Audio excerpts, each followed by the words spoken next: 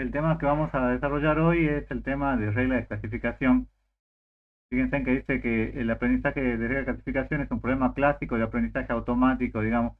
Intentamos ver cuál es la diferencia, digamos, principalmente planteándolo con los árboles de decisión, que es lo que acaban de ver. Digamos, fíjense, intentan aprender de los datos de entrenamiento y cuando es de esta forma, digamos, es fácil diferenciar, digamos, porque ustedes tienen los puntos rojos y los cuadrados azules, digamos. No siempre es tan sencillo ver esta diferencia. Y porque si yo creo una regla, a diferencia de un árbol de decisión, puedo mapear nuevos datos. O sea, un valor nuevo, automáticamente, como yo ya puse una regla, ya sé ya sé ese dato dentro de qué grupo entraría, ¿estamos? Utiliza lo que ustedes ya vieron en programación, que era el tema del if. ¿Se acuerdan cuando hacíamos un if, then, else?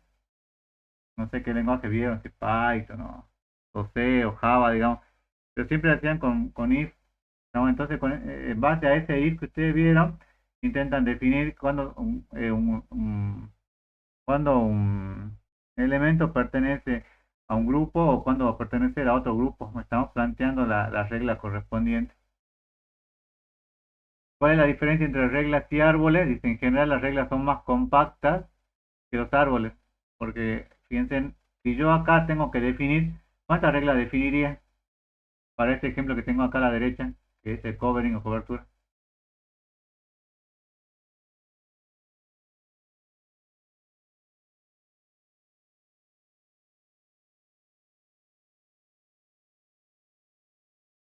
Chicos, para este ejemplo que yo tengo aquí, ¿cuántas reglas tendría que definir?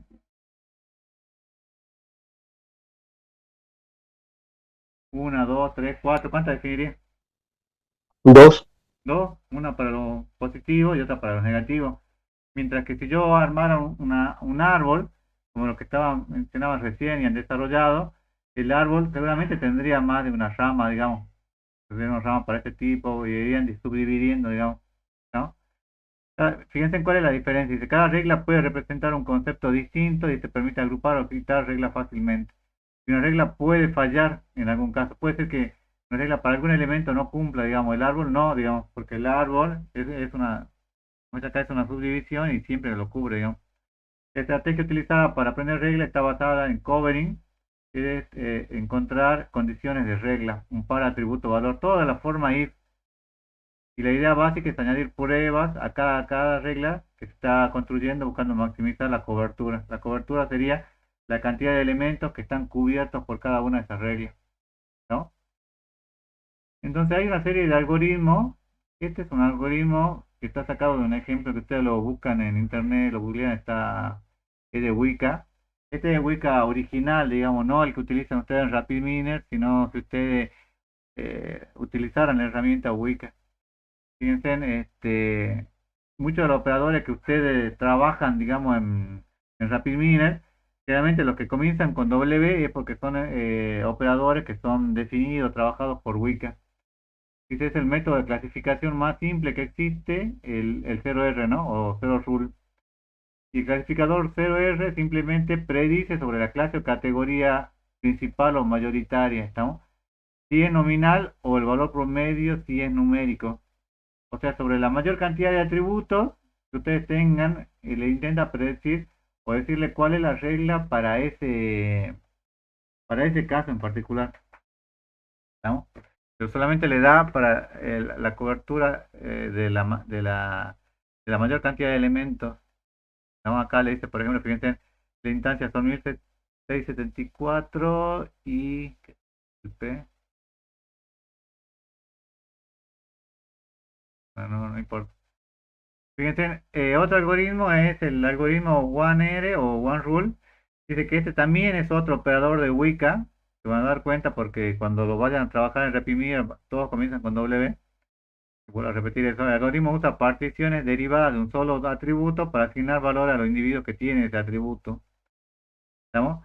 Por ejemplo, entonces aquí, fíjense, le dice, yo tengo 1674 y acá le dice que la regla es si x3 es menor que 4,5, entonces eh, yo voy a tener 51 elementos y acá se cumple el 100%, ¿no? Y si la regla Si no es menor, en otro caso sería mayor o igual que 4,5, voy a tener el resto de los elementos que sería 1623, ¿no? ¿Cuál es la ventaja del OneR? Es que es fácil de aplicar y puede trabajar con datos faltantes y atributos numéricos, ¿no? Intenta, fíjense, a través de un atributo, decir cuáles son los que pertenecen a un grupo o pertenecen a otro grupo. Eso es lo que se busca.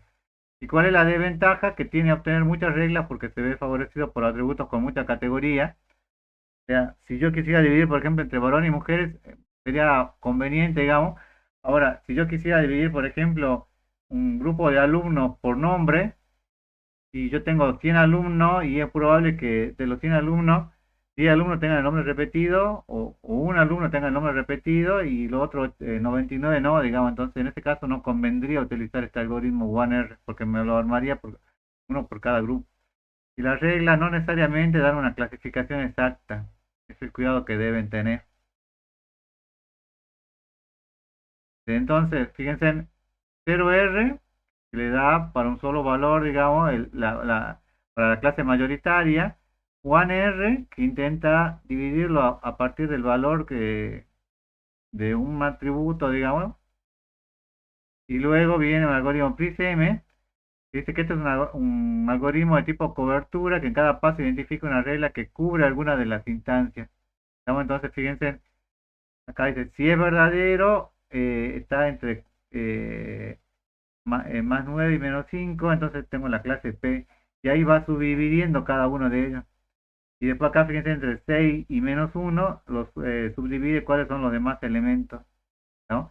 Entonces intenta hacer subdivisiones, este algoritmo, identifica unas reglas que cubre cada una de las instancias. Entonces, por cada uno de los pasos, intenta ir armando cada una de las reglas. Fíjense que este algoritmo utiliza lo que ustedes vieron en programación o que vieron en metodología, en orientación a objeto, no, en modelado orientado a objeto, que el algoritmo divide y vencerás, que yo la cobertura original, digamos, intento ver cuáles son los que van cumpliendo, digamos, con ciertos valores, y luego aquí voy, en una segunda instancia, voy subdividiendo, digamos, hasta que me quede elementos muy sencillos de diferenciar, ¿no? Lo interesante es que esto, fíjense, es un algoritmo básico de aprendizaje de reglas que supone que no hay ruido en los datos, porque si hubiera un ruido, ¿qué es lo que pasaría?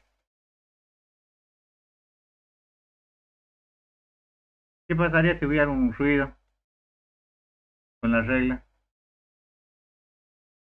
¿Lo ignoraría? ¿Quedaría dentro de otra regla? ¿O crearía una regla nueva? Una nueva. Crearía una nueva. Entonces, si yo tengo 20 elementos que son ruido, digamos, me quedaría 20 reglas. Entonces, no me conviene en este caso aplicarlo, digamos. Entonces, ustedes ya vieron técnicas de limpieza, digamos, donde lo que les conviene para aplicar PRISM es primero hacer una limpieza y sacar los elementos que son Euler, digamos. Sea T el número de ejemplos cubiertos por la regla y P el número de ejemplos positivos cubiertos por la regla, PRISM la definición. PRISM añade condiciones a reglas que maximicen la relación P sobre T, ¿no? Donde P es el número de ejemplos y T el número de ejemplos cubiertos por la regla. Entonces, si la relación es, yo tengo 100 ejemplos y los 100 están cubiertos por la regla, entonces tendría un 100%, y eso es lo que debería buscar para poder trabajar con PRISM. La construcción de la regla busca caracterizar exactamente a los datos. A medida que se cubren los ejemplos, se eliminan los datos de entrada. O sea, fíjense acá, yo armé tres grupos y de estos tres grupos armo un cuarto que sería con los que van quedando y sobre los que van quedando armo de vuelta, voy subdividiendo. Por eso es que el algoritmo, por eso se le dice que utiliza el algoritmo divide y vencerás.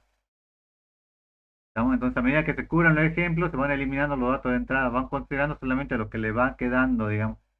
Y este mecanismo de construcción lleva a obtener una lista de decisión, pues el orden de ejecución de las reglas queda predeterminado, ¿no? Entonces, este orden con el cual van a tomar cada una de las reglas, es importante, digamos, que vean con cuál van a arrancar, digamos, o qué es lo que les conviene utilizar como parámetro, ¿estamos? Eso es lo que vamos a ver ahora cuando veamos los ejemplos. Entonces, ¿se entiende hasta acá, chicos? Vimos tres algoritmos, digamos. Primero vimos que la regla es una forma distinta de ver, digamos, no es lo mismo que un árbol, sino que intentamos crear una regla que cubra o tenga una cobertura sobre un grupo de elementos, usando de la forma atributo par o if, y vimos tres algoritmos. El algoritmo ZR, que trabaja con la clase mayoritaria, el algoritmo 1R, que intenta a través del valor de un atributo dividir en clases, digamos, a través de esta regla, a través del valor que tenga un atributo, intenta obtener un grupo y va armando el resto de los grupos. Y después el algoritmo PRISM, que va armando las reglas, utiliza la forma divide y vencerá, digamos, y va armando reglas de la raíz, digamos, y luego si hay algún grupo grande que le ha quedado, lo vuelve a subdividir hasta que de pronto le quedan todas las hojas, le quedan solamente hojas que ya cubre todo el resto del árbol, digamos, ¿no? ¿Alguna pregunta hasta acá, chicos?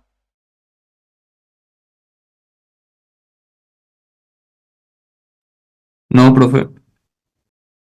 Bueno, fíjense, esto es lo que, bueno, habíamos visto en clase pasada que ya lo han empezado a usar ustedes, pero esto vendría a ser más de la parte de estadística, digamos, supongo que ya lo vieron, pero hacemos un repaso. Dice que ustedes tienen que ver la calidad de una regla, ¿no? Porque esto cuando vayan a trabajar se van a dar cuenta que tienen diferentes parámetros para poder trabajar. Entonces, la calidad es una serie de medidas que se utilizan para medir eh, cuál es la calidad con la cual van a trabajar. Tenemos soporte, que dice que es la proporción de instancias de las reglas que se predicen correctamente, ¿no? El soporte de una regla X sobre Y en una base de datos D está dada por expresión, ¿no? O sea, si yo tengo 10 elementos, eh, y para esos 10 elementos predijo 5 correctamente, acá el D sería también de 10 elementos, digamos, la cantidad de elementos, porque el D se representa a la base de datos o al dataset con el cual están trabajando, ¿no? Tienen la confianza, dice que es el cociente entre la cantidad de veces que la regla se cumple y la cantidad de veces que la regla se puede aplicar, ¿estamos? O sea que acá, supongamos que yo tengo el soporte de X sobre, fíjense que hay el soporte de X sobre Y, o sea, si yo sobre 10 elementos, eh, sobre 10 elementos, hay 10 que lo cubre correctamente, y acá sobre el soporte de 10 me daría 1, ¿estamos? Me quedaría 1 sobre 1 porque cubre la totalidad de los elementos. Entonces, ¿se dan cuenta cuál es la diferencia acá entre soporte y confianza, no?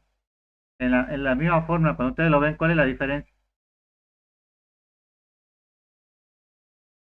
Disculpe, profe, ¿qué significaba la D? La D es la base de datos que ustedes están trabajando, la cantidad de registros, la cantidad de datasets, Ah, bien. la cantidad de registros de datasets, ¿no? ¿Qué diferencia hay entre las dos fórmulas? ¿Qué diferencia hay entre soporte y confianza?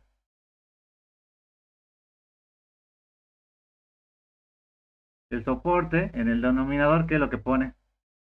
La cantidad de elementos, el D o el dominio que ustedes tienen o la base de datos.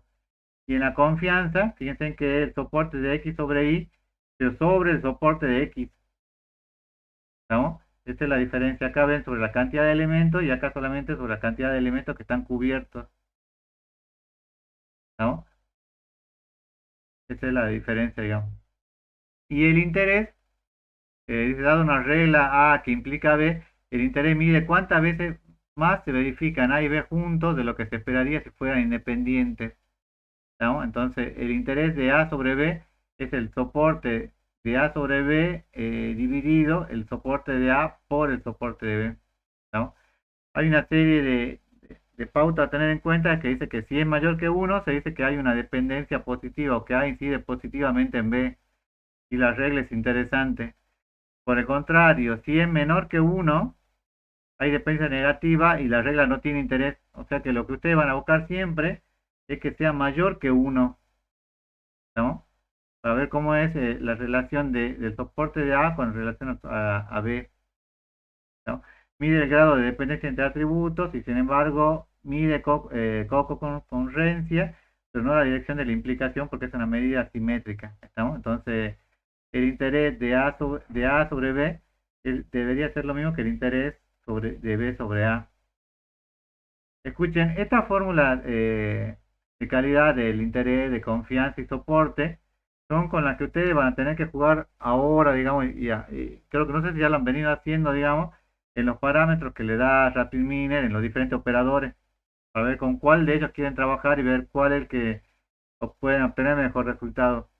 No hay uno que sea mejor que el otro, sino que depende del problema se puede aplicar, les conviene aplicar uno o les conviene aplicar otro en cada caso, ¿estamos? Y esto solamente lo van a tocar en los parámetros que ustedes van a tener que modificar en el ejercicio que le den ahora en la práctica y en el parcial, digamos. Hasta acá, chicos, ¿está todo bien? ¿Alguna pregunta?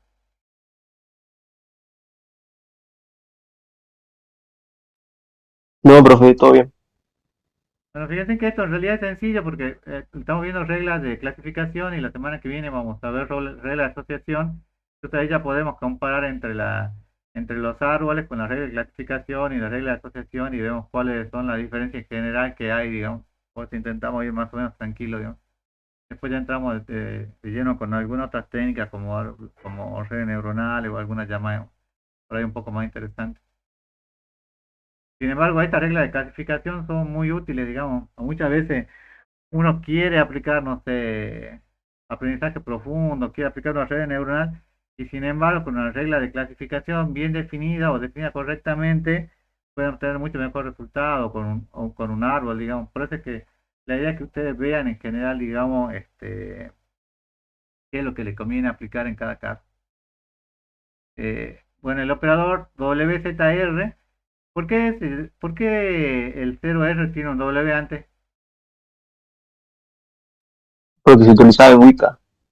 Porque provienen de Wicca, digamos, ¿no? Entonces, si yo obtengo este ejemplo de drogas, fíjense, yo tengo acá la edad, el sexo, Pepe creo que era la presión arterial, si no me equivoco, si tiene presión alta, presión baja o es normal. El colesterol, si tiene alto o normal. Na, el calcio era, ¿quién se acuerda de química? Ahí ya. ¿El sodio que no? El sodio, el nivel de sodio, acá no me acuerdo qué era el K. ¿Se acuerdan qué era el K? Bueno, Potasio. el calcio. Bueno, el sodio y calcio. Y entonces tienen las Potasio, dos. digo. ¿Ah? Disculpa, profe. ¿Cómo? Potasio creo que Creo que era. era potasio. Ah, potasio. Bueno, sodio y potasio, no me acuerdo. Bueno, y tienen la droga que van a utilizar, digamos. ¿Cuál es el objetivo aquí?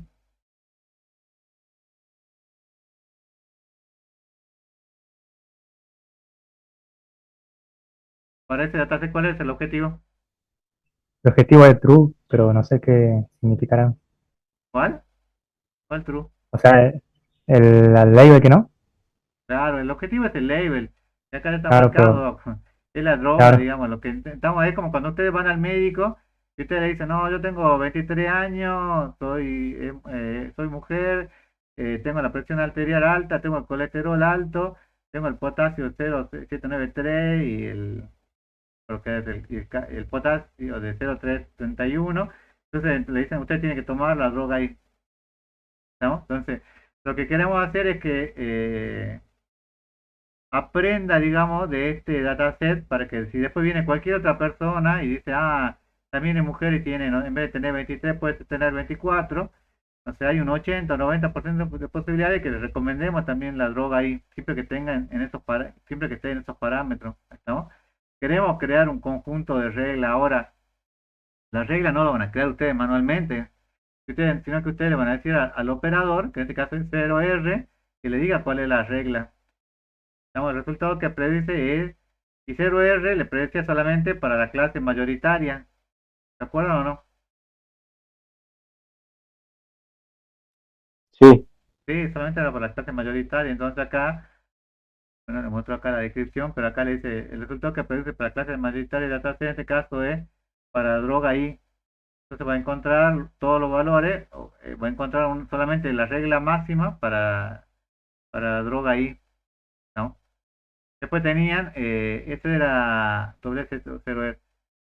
Ahora, como pueden ver, la eficiencia del operador WZR, que era para la clase mayoritaria, sería utilizando, fíjense en el performance, que ya inclusive lo explicaron, ya había un par de clases con este operador. Pero en este caso utiliza el operador multiply, que hace una copia de un objeto rapid miner. Entonces acá está haciendo, en este caso multiply aplica el modelo sobre el mismo conjunto de datos que se utilizó para su construcción. Lo ideal sería preparar en dos lotes de datos distintos, digamos, para aplicación y entrenamiento. O sea, lo ideal sería que yo tenga, como habían dicho hace rato, que tenga 70 y 30 o 80 y 20 para que vaya trabajando sobre eso. Pero muchas veces, por la cantidad de registros, no se puede hacer eso, entonces utilizamos multiply, que hace como una copia de un objeto, ¿no? Entonces, fíjense, en este caso la exactitud me dio también de un 45%.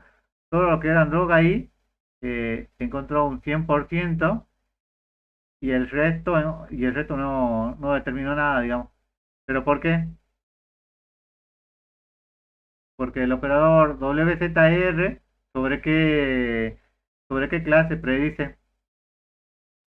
La mayoritaria. Sobre la mayoritaria nada más, ¿no? O sea, sobre la mayoritaria es el 100%, pero el 100% acá es un 45% la precisión de la clase, ¿no?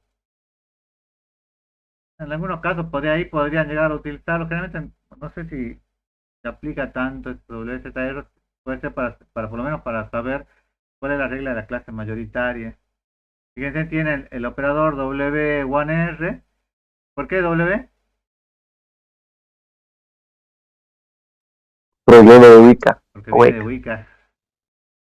Wicca. Wicca predice el atributo de error mínimo para la predicción discretizando atributos numéricos. O sea, va a intentar discretizar. Este ejemplo utiliza, bueno, hacemos retrieval del dataset golf, como se hizo anteriormente, y W1R, como se aplica en la imagen. Bien, buena imagen de arriba. Aplicando este modelo, dice que se puede observar que predice 10 de las 14 instancias, ¿no? Esto corresponde a un 71% de performance. ¿Eso es bueno o es malo? Aunque sea un 71% la performance. Es bueno. Es bueno y depende del problema. En algunos casos puede llegar a ser suficiente. Sin embargo, en la práctica, digamos, como son ejercicios sencillos y controlados los que le damos, en la práctica generalmente le van a pedir que sea más arriba de un 80 o 90%. Algo interesante y eficiente sería utilizar el operador, convertir de numérico a polinominal. Este operador, como su nombre lo indica, convierte todo el atributo numérico del dataset, como es temperatura y humedad, a atributos nominales, ¿no? Entonces, si yo hago eso, fíjense, y aplico, fíjense, lo único que hice en este caso fue la tabla de golf, aplico el operador que convierte de números a polinominal. Aplico también de vuelta, hago lo mismo que ya tenía antes, digamos, el multiply, el 1R, aplico el modelo. Fíjense en la precisión o la performance que yo obtengo, de cuánto es para este ejemplo. De 92 casi 93. Y es mejor o peor. Mucho mejor. Y mucho mejor, digamos. Fíjense que de todo el ejemplo hay uno solo que no pudo encontrar, ¿no? Entonces, no se queden solamente con que era 70% y ya con eso ya es suficiente, digamos. Tienen que pensar, digamos, qué es lo que podrían hacer para mejorar esa eficiencia, digamos. Puede ser en este caso, fíjense que lo único que hizo fue pasar de numeral a polinominal, o en otro caso puede ser hacer una normalización de los datos, y al final el modelo aprende mejor, digamos, tiene una mejor eficiencia, digamos, ¿no? Con estos registros con los cuales otra serie de pruebas, digamos, que le damos, que van a probar ustedes, no afecta mucho porque es una poca cantidad de registros, digamos. Con 14 capaz que hasta manualmente los podrían llegar a hacer. Pero cuando ustedes trabajen con un par de miles de registros, o en algún caso si llegan a trabajar con decenas o cientos de miles, entonces sí importa, digamos, estos operadores, digamos, intermedios que ustedes podrían llegar a hacer para obtener un mejor resultado, ¿no? Y luego tienen el operador WPRISM, dice que predice el método PRISM visto anteriormente para clasificación. Entonces, dice, esto solo se puede aplicar con atributos nominales, o sea que acá están obligados a convertirlo de numérico a polinominal. O sea, sí o sí lo tienen que hacer, digamos. No es que lo hacen para obtener mejor resultado, sino que si no lo hacen, directamente no van a poder trabajar con PRISM. ¿No? Entonces, todos los atributos numéricos los convierten. Y fíjense, dice, reemplazamos acá lo que era 1R por doble PRISM y vemos la performance que tiene. Y fíjense que en este caso, ¿de cuánto fue la performance? Del 100%. Un 100%, digamos. Ahora, le va a pasar lo mismo que le pasó con el Random Forest, digamos. En el Random Forest había algunos casos, cuando ustedes mostraron hace un momento, digamos, en que el algoritmo ID3 era mejor en algunos casos y en algunos casos el Random Forest es mejor, digamos. Depende eh, en general cuál es mejor que el otro y no hay una regla exacta, digamos. Tienen que probar, digamos, con varios, inclusive después creo que dentro de dos clases van a utilizar un operador que directamente ustedes le colocan adentro, digamos, los operadores y le determina de los tres automáticamente cuál es el mejor. El mismo operador le dice cuál es el operador que tiene mejor precisión. O sea, no es que uno sea mejor que el otro, sino que dependiendo de la situación o el dataset con el cual trabajen, puede ser PRISM, puede ser mejor que 1R o puede ser mejor que 0R, digamos. Depende del dataset con el cual trabajen, no hay una regla puntual, digamos.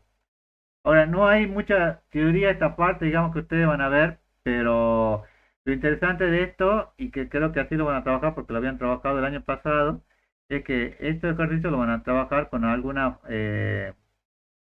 ejercicio de minería de texto, digamos. O sea, ya van a empezar a mezclar, digamos, con algunas de las teorías que ya habían visto anteriormente, ¿no? De todos modos, fíjense que no son muchos los algoritmos que empiezan a ver ahora y no queremos, digamos, que vean mucho porque podrían ver reglas de asociación y reglas de clasificación, pero queremos que lo vayan viendo por partes, ¿no? Pregunta, chicos. Igual solamente tienen que, la idea de esto es que empiecen a aplicar y comparar, digamos.